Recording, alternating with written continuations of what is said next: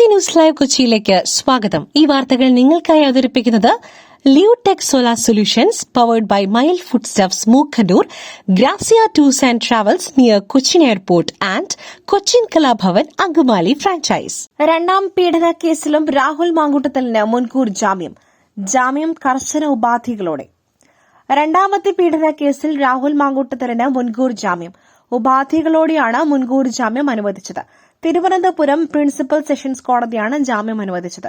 സാക്ഷികളെ സ്വാധീനിക്കരുത്, അന്വേഷണവുമായി സഹകരിക്കണം തുടങ്ങിയ ഉപാധികളാണ് മുന്നോട്ട് വച്ചത്. കൂടുതൽ വകുപ്പുകൾ കൂടി ചേർത്ത വിവരം പ്രോസിക്യൂഷൻ കോടതിയെ അറിയിച്ചിരുന്നു.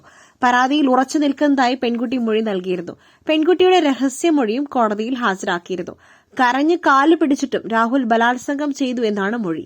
പല പ്രാവശ്യം വിളിച്ച് ഭീഷണിപ്പെടുത്തിയെന്നും ഭയം കാരണമാണ് ഇത്രയും നാൾ പുറത്തു പറയാതിരുന്നതെന്നും പെൺകുട്ടി മൊഴി നൽകിയിരുന്നു.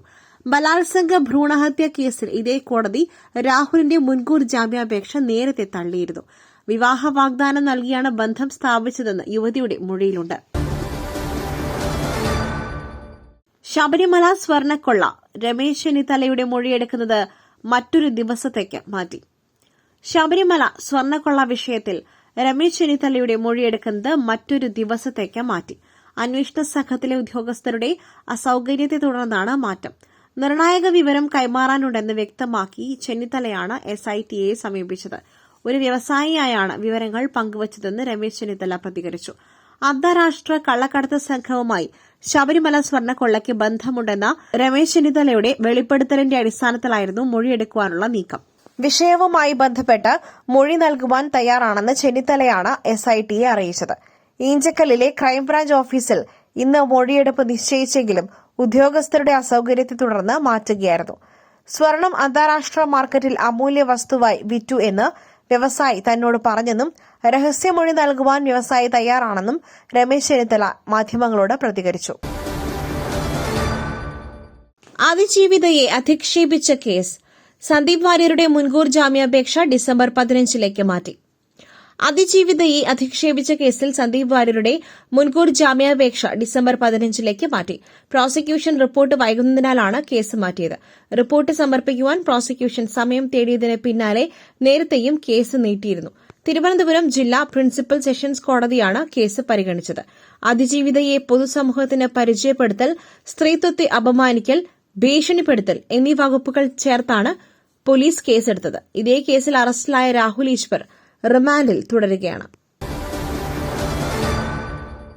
സിനിമാ സംഘടനകൾ ദിലീപിനെ തിരിച്ചെടുക്കും. സൂചന നൽകി സംഘടനാ നേതാക്കൾ. എതിർപ്പറിയിച്ചൊരു വിഭാഗം ഭിന്നത തുടരുന്നു. നടി ആക്രമിക്കപ്പെട്ട കേസിൽ കോടതി കുറ്റവിമുക്തനാക്കിയ നടൻ ദിലീപിനെ തിരിച്ചെടുക്കുന്നതിൽ സിനിമാ സംഘടനകൾക്കുള്ളിൽ അഭിപ്രായ ഭിന്നത തുടരുന്നു. ദിലീപിനെ തിരിച്ചെടുക്കുന്നതിൽ സംഘടന കാണിക്കുന്ന അമിതാവേശം കണ്ട് പുച്ഛം തോന്നുന്നുവെന്ന് ചൂണ്ടിക്കാട്ടി ചലച്ചിത്ര പ്രവർത്തക ഭാഗ്യലക്ഷ്മി ഇന്നലെ ഫെഫ്കയിൽ നിന്നും രാജിവച്ചിരുന്നു. സിനിമാ സംഘടനകളിൽ ദിലീപിനെ തിരിച്ചെടുക്കുന്നതിൽ ഒരു വിഭാഗം എതിർപ്പ് അറിയിച്ചിട്ടുണ്ട്. സിനിമാ താരങ്ങളുടെയും നിർമ്മാതാക്കളുടെയും മറ്റു സംഘടനകളിൽ വളരെ സ്വാധീനമുള്ള അംഗമായിരുന്നു ദിലീപ്. നടിയെ ആക്രമിച്ച കേസിൽ ദിലീപ് പ്രതിയായ പശ്ചാത്തലത്തിൽ പുറത്തുനിന്നുൾപ്പെടെ ശക്തമായ സമ്മർദ്ദമുണ്ടായ ഘട്ടത്തിലാണ് ദിലീപിനെ നീക്കം ചെയ്തിരുന്നത്. വിധിക്കെതിരെ പ്രോസിക്യൂഷൻ മേൽക്കോടതിയെ സമീപിക്കാനിരിക്കെ തിടുക്കപ്പെട്ട് ദിലീപിനെ തിരിച്ചെടുക്കുന്നതിനാണ് ഒരു വിഭാഗത്തിന് അതൃപ്തി. സവർക്കർ പുരസ്കാരം സ്വീകരിക്കില്ല, നിലപാട് വ്യക്തമാക്കി ഡോക്ടർ ശശി തരൂർ. സവർക്കർ പുരസ്കാരം സ്വീകരിക്കില്ലെന്ന് ഡോക്ടർ ശശി തരൂർ MP. ബംഗാളിൽ വിവാഹത്തിൽ പങ്കെടുക്കുവാൻ പോയതായാണ് വിവരം. ലോക്സഭയിലെത്തി ഒപ്പിട്ട ശേഷമാണ് മടങ്ങിയത്. പാർലമെന്റിലെത്തി ഉടനെ മടങ്ങുകയായിരുന്നു. HRDS ഇന്ത്യയുടെ പ്രഥമ സവർക്കർ പുരസ്കാരമാണ് ശശി തരൂർ MPക്ക് ലഭിച്ചത്. ഇന്ന് ഡൽഹിയിലെ NDMC കൺവെൻഷൻ സെന്ററിൽ നടക്കുന്ന ചടങ്ങിൽ കേന്ദ്ര പ്രതിരോധ വകുപ്പ് മന്ത്രി രാജ്നാഥ് സിംഗ് ശശി തരൂരിന് പുരസ്കാരം സമ്മാനിക്കും എന്നായിരുന്നു വിവരം. ശശി തരൂർ MPയെ കൂടാതെ മറ്റ് 5 പേർക്ക് കൂടി പുരസ്കാരം ലഭിച്ചിട്ടുണ്ട്. പൊതുസേവനം, സാമൂഹിക, സാംസ്കാരിക, രാഷ്ട്രീയ രംഗങ്ങളിൽ ശ്രദ്ധേയമായ സംഭാവനകൾ നൽകിയവർക്കാണ് പുരസ്കാരം നൽകുന്നതെന്നാണ് HRDS വിശദീകരിക്കുന്നത്.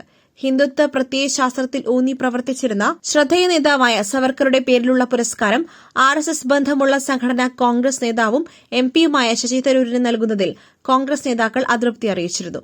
ഒരു കോൺഗ്രസ്കാരനും സവർക്കർ പുരസ്കാരം വാങ്ങാൻ പാടില്ലെന്ന് മുതിർന്ന കോൺഗ്രസ് നേതാവ് K മുരളീധരൻ പറഞ്ഞു.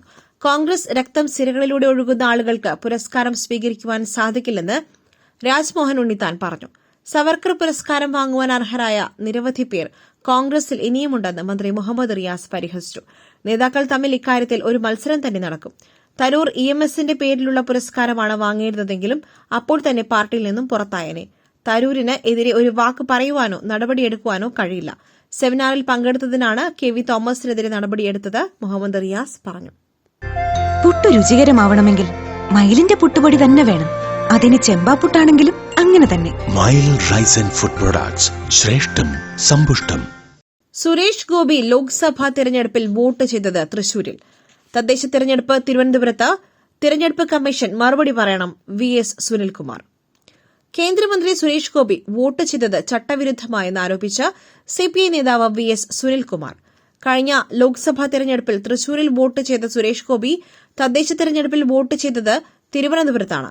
സ്ഥിരതാമസം എന്ന് പറഞ്ഞാണ് നേരത്തെ തൃശൂരിൽ വോട്ട് ചേർത്തത്. ഇതിന് തെരഞ്ഞെടുപ്പ് കമ്മീഷൻ മറുപടി പറയണമെന്ന് VS സുനിൽകുമാർ പറഞ്ഞു. കഴിഞ്ഞ ലോക്സഭാ ഇലക്ഷനുമായി ബന്ധപ്പെട്ടുകൊണ്ട് തെരഞ്ഞെടുപ്പ് കമ്മീഷൻ മുൻപാകെ ഞാൻ കൊടുത്ത പരാതി നിലനിൽക്കുന്നുണ്ട്. വ്യാജമായി നിരവധി വോട്ടുകൾ ചേർത്ത് സ്ഥാനാർത്ഥി അടക്കമുള്ളവർ ഓർഡിനറി റെസിഡൻസ് ആണെന്ന് പറഞ്ഞുകൊണ്ടാണ് ഇവിടെ 10,000-കണക്കിന് ആളുകളെ ചേർത്തിരിക്കുന്നത്. അക്കൂട്ടത്തിൽ സ്ഥാനാർത്ഥി ഇവിടെ വോട്ട് ചേർത്തത് തൃശൂർ കോർപ്പറേഷനിലെ മുക്കാട്ടുകര ഡിവിഷനിലാണ്.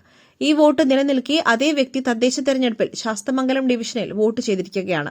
ഒരു കേന്ദ്രമന്ത്രി എന്ന നിലയിലും MP എന്ന നിലയിലും അദ്ദേഹം തെരഞ്ഞെടുപ്പ് നിയമങ്ങളെ പരിപൂർണമായി ലംഘിച്ചിരിക്കുകയാണ് സുനിൽകുമാർ പറഞ്ഞു. പടയപ്പയ്ക്ക് രണ്ടാം ഭാഗം പ്രഖ്യാപിച്ച് രജനീകാന്ത്. KS രവികുമാർ സംവിധാനം ചെയ്ത ബ്ലോക്ക് ബസ്റ്റർ ചിത്രം പടയപ്പയ്ക്ക് രണ്ടാം ഭാഗം ആലോചനയിലെന്ന് സൂപ്പർ സ്റ്റാർ രജനീകാന്ത്. രജനീകാന്തിന്റെ സിനിമാ ജീവിതം അരനൂറ്റാണ്ട് പിന്നിടുന്ന വേളയിലാണ് ചിത്രം റിലീസിനൊരുങ്ങുന്നതും. അതിനോടനുബന്ധിച്ച് രണ്ടാം ഭാഗത്തെക്കുറിച്ചുള്ള ചർച്ചകൾ നടക്കുന്നുവെന്ന് സൂപ്പർ സ്റ്റാർ വെളിപ്പെടുത്തുന്നു.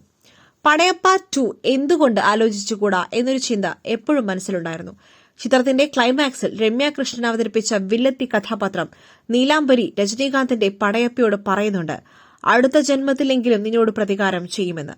ചിത്രത്തിൽ ഏറെ ശ്രദ്ധ നേടിയ രമ്യാകൃഷ്ണന്റെ കഥാപാത്രം പൊന്നിയിൻ സെൽവൻ എന്ന ചരിത്ര നോവലിലെ നന്ദിനി എന്ന കഥാപാത്രത്തിന്റെ സ്വാധീനത്തിൽ ഉണ്ടായതാണ് എന്നും അതിന് പലരും പറയുന്നതുപോലെ ജയലളിതയുമായി ബന്ധമില്ല എന്നും രജനീകാന്ത് പറയുന്നു.